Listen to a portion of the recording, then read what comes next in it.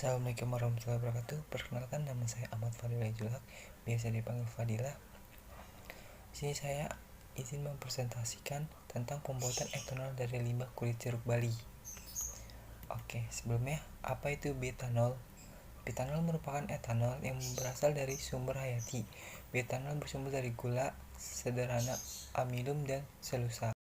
Latar belakang: kebutuhan bahan bakar semakin meningkat seiring dengan peningkatan jumlah populasi dan aktivitas manusia pada tahun 2008. Tingkatnya kebutuhan bahan bakar minyak (BBM) di Indonesia mencapai 1,3 juta barel per hari. Di sisi lain, produksi BBM nasional hanya sebesar 900.000 barel per hari. Oleh karena itu, dibutuhkan sumber energi alternatif. Kandungan kulit jeruk Bali adalah karbohidrat, selulosa, dan glukosa. Selulosa yang terkandung dalam kulit jeruk Bali sebesar 5,36% Ijazwani 2003, sedangkan dalam kulit jeruk Bali memiliki kandungan selulosa yang hampir sama. Selulosa dalam kulit jeruk Bali dapat dimanfaatkan sebagai bioetanol dengan melalui proses hidrolisis, fermentasi, dan dalam penelitian ini memanfaatkan kembali kulit jeruk Bali yang telah diekstrak arsinya dan pertinya. Pada penelitian jeruk Bali tersebut adalah untuk membuktikan bahwa limbah kulit jeruk Bali yang telah diambil arsinya dan pertinya masih dapat dimanfaatkan lagi. Kandungan selulosa kulit jeruk memiliki senyawa alkaloid, fluorid, likopen, vitamin C, serta yang paling dominan adalah pektin dan tanin. Pengertian selulosa. Selulosa itu apa sih? Selulosa merupakan homopolikarida yang termasuk dalam unit trichloroplanis yang terkait satu sama lain dengan ikatan glikosida (sejarotrom). Melalui proses hidrolis, selulosa potensi diubah menjadi glukosa, merupakan tahap yang strategis karena glukosa dibutuhkan untuk berbagai keperluan. Glukosa dapat difermentasikan lebih lanjut menjadi asam organik dan etanol. Hidrolisis merupakan reaksi kimia yang memecahkan molekul menjadi dua himenselulosa, merupakan struktur kristal dan selulosa, serta meningkatkan porositas, mempermudah terurainya selulosa menjadi glukosa yang dapat digunakan dalam proses hidrolisis. Katalisator yang dipakai makin cepat reaksi hidrolisis. Pada reaksi enzimatis, semakin banyak enzim yang ditambahkan pada proses hidrolisis, maka semakin singkat waktu yang dibutuhkan untuk memproses konsentrasi yang lebih tinggi. Tujuan peneliti: 1. Memproduksi bioetanol dari limbah kulit jeruk Bali. 2. Mengkajikan pengaruhnya konsentrasi gula reduksi yang dihasilkan dari proses hidrolisis selulosa dalam kulit jeruk Bali dan penambahan volume enzim yang berbeda. Yang ketiga, mengkajikan hubungan konsentrasi gula reduksi terhadap kadar etanol yang didapatkan dari hasil fermentasi. Manfaat penelitian: meningkatkan nilai ekonomis limbah kulit jeruk Bali dengan membuatnya menjadi etanol. Mendapatkan etanol dari limbah kulit jeruk Bali dengan proses hidrolisis menggunakan enzim selulase, fermentasi dengan yeast, dan distilasi. Metode serta pembahasan penelitian. Kandungan kulit jeruk Bali. Jeruk Bali mengandung vitamin B, provitamin A, vitamin B1, B2, dan asam folat. Setiap 100 gram jeruk Bali mengandung 53 kekal energi, protein 0,6 gram, lemak 0,2 gram, karbohidrat 12,2 gram, retinol 125 mg, kalsium 23 mg, dan fosfor 27 mg. Kandungan lain seperti flavonoid, pektin, dan lycopene menjadi buah ini semakin kaya akan zat-zat yang bermanfaat berbagai kesehatan. Seperti jeruk lainnya, jeruk Bali adalah sumber vitamin C 43 mg dalam 100 gram bagian dan sangat baik sebagai sumber antioksidan. Selulosa. Selulosa adalah polimer glukosa yang membentuk rantai linear dalam dihubungkan oleh ikatan B-1,4 glikosidik. Struktur yang linear menyebabkan selulosa bersifat kristalin dan tidak mudah larut. Selulosa tidak mudah didegrasi secara kimia maupun mekanis. Di alam biasanya selulosa berasosiasi dengan polikarida lain seperti hemiselulosa atau lignin, membentuk kerangka utama dinding sel tubuh. Kebanyakan selulosa berasosiasi dengan lignin sehingga sering disebut sebagai lignoselulosa, hemiselulosa, dan lignin dihasilkan dari proses fotosintesis. Selanjutnya, gula reduksi.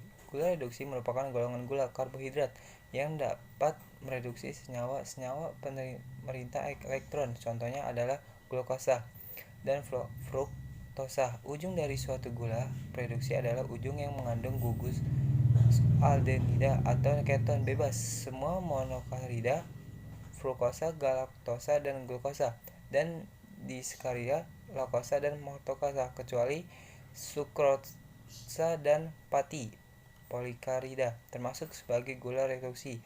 Kadar gula reduksi dapat dihitung dengan beberapa cara, yaitu uji Lufgren, uji Plager, uji Andrén, uji Leyenion, dan uji Fehling. Uji Fehling merupakan salah satu cara menghitung konsentrasi gula. Bioenergi. Bioenergi adalah alternatif yang berasal dari sumber biologis. Menggunakan bioenergi memiliki keunggulan dalam hal meningkatkan kualitas lingkungan serta mengurangi ketergantungan terhadap bahan bakar fosil. Salah satu bentuk bioenergi yang terus dikembangkan dewasa ini adalah biofuel, yakni sumber energi yang dihasilkan dari biomasa meliputi biodiesel, bioetanol, dan bioil. Seiring perkembangan ilmu pengetahuan dan teknologi, bioenergi bertransformasi menjadi bentuk yang lebih modern. Bioenergi yang kita kenal saat ini ada dua bentuk, yaitu tradisional dan modern. Bioenergi tradisional yang sering kita jumpai yaitu kayu bakar, sedangkan bioenergi yang lebih modern di antara lain adalah bioetanol, biodiesel, PPO, pure plant oil, minyak bahan bakar, dan biogas. Bioetanol. Bioetanol adalah etanol yang dibuat dari biomasa yang mengandung komponen pati atau selulosa seperti singkong dan tetes tebu. Dalam dunia industri, etanol umumnya digunakan sebagai bahan baku industri turunan alkohol berdasarkan kadar alkoholnya. Etanol dibagi menjadi 3 grade. Yang pertama, grade industri dengan kadar alkohol 90-94%. Yang kedua, netral dengan kadar alkohol 96-99%, umumnya digunakan untuk minuman keras serta bahan baku farmasi. Yang ketiga, grade bahan bakar dengan kadar alkohol di atas 99,5%. Bahan bakar dapat dibuat etanol. Indonesia memiliki bahan baku untuk memproduksi etanol. Tanaman yang berpotensi menghasilkan etanol yang sangat melimpah, di antaranya nira, tanaman berpati, ataupun tanaman berselulosa. Bahan baku yang dapat dibuat etanol antaranya yang pertama, bahan yang mengandung glukosa. Bahan ini adalah pada tetes tebu atau molase, nira aren, nira kelapa, nira tebu, sari buah-buah, dan lainnya. Yang kedua, bahan mengandung pati atau karbohidrat. Bahan ini terdapat pada umbi-umbian seperti sagu, singkong, ketela, geplek, ubi jajar, talas, gayung, jagung, dan lain-lainnya. Yang ketiga, bahan yang mengandung selulosa. Selulosa terdapat dalam serat seperti serat kayu, serat tanda kosong kelapa sawit, serat pisang, serat nanas, ampas tebu, dan lain-lainnya. Untuk pembuatan bioetanol kita memerlukan beberapa alat. Yang ada oven, blender, spatula, timbangan, ayakan 40 mesh, gelas arloji, bracket gelas 250 ml, kompor listrik, pengaduk kaca, cawan petri, tabung reaksi dan rak tabung reaksi, kawat, penanggal spiritus, inkubator, autoklaf, gelas ukuran 10 dan 100 ml, pipet tetes, shaker, corong kaca, plastik, karet, dan aluminium foil, Erlenmeyer 125 ml, buret 50 ml, statif dan klem, pipet ukuran 25 ml, ball filter, hot plates, dan magiter filter, tabung fermentasi dan fermenter, labu distilasi 250 ml, kondensor lidik, seperangkat selang dan pompa, adaptor, termometer 200 cc, mortar persenan, pignometer 2 ml. Tak lain dari alat, ada juga bahan-bahannya. Yang pertama, limbah kulit jeruk yang terutamanya. Yang kedua, earth, aquades, uren, NOx, HCI, sukrosa atau gula pasir, mohidrat glukosa, KH2PO4, aspartus niger, MgSO4, 7H2O, indikator universal, kertas saring, fermentasi A dan B, bubuk agar hitam, vitamin B kompleks, dan terakhir kapas. Nah, ada pun juga ini rangkaian alatnya yang tadi saya sebutkan satu persatu. Ada klem, statif, buret 50 mili, hot press, airliner 125 mili. Rangkaian alat untuk tirasi, filling, dan perhitungan konversi gula reduksi dapat dilihat pada gambar ini. Nah, ini tuh untuk memisahkan antara limbah kulit jeruk menjadi cairan bioetanol.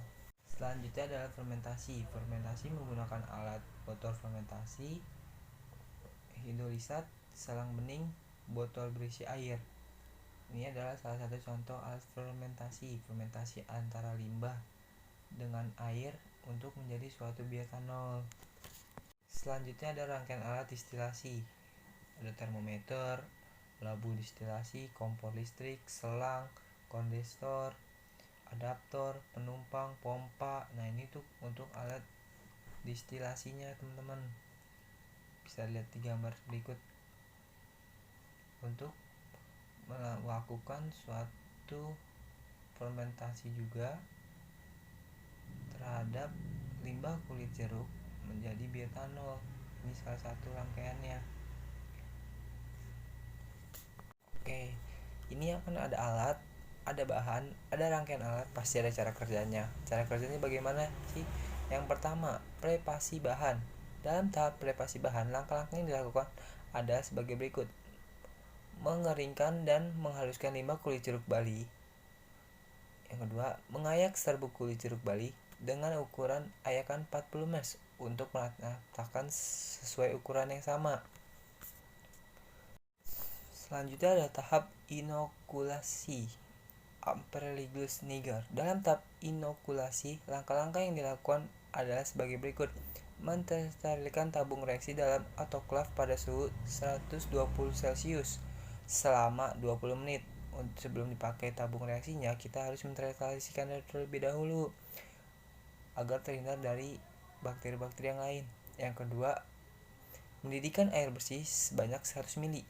Selanjutnya, melarutkan 10 gram gula pasir, 5 gram bubuk agar instan, dan 1 vitamin B kompleks yang sebelumnya telah dihaluskan sampai homogen menggunakan kapas.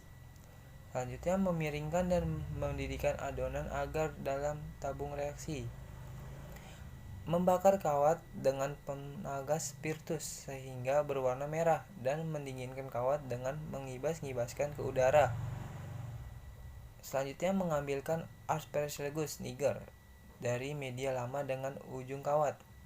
Memindahkan Aspergillus niger ke dalam media agar dengan cara mengopeskan secara zigzag menyetel kembali media dan menyimpan hasil inokulasi pada suhu ruang. Menyimpan hasil inokulasi terhadap tubuh dan almari pendingin. Selain penyiapan inokulum, ada juga memproduksi enzim.